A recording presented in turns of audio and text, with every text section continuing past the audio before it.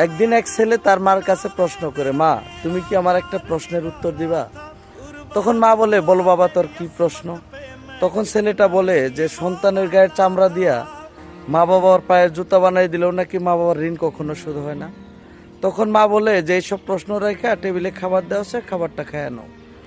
তখন ছেলে বলে যে না মা, আজকে যদি তুমি আমার প্রশ্নের উত্তর না দাও তাহলে আমি খাবার খাবো না।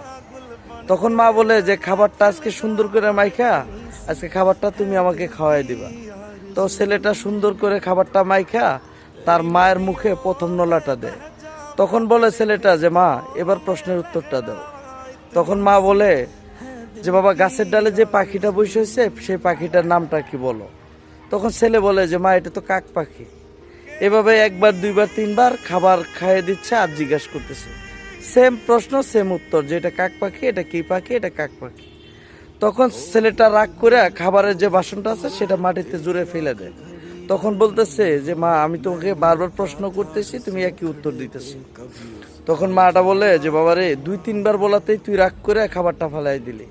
আর তোরা যখন ছোট ছিলি হাজারটা অন্যায় করতে হাজারটা কষ্ট দিতি, আমরা কি কখনো তোদেরকে এইভাবে ছুঁড়ে ফেলাই দিছি?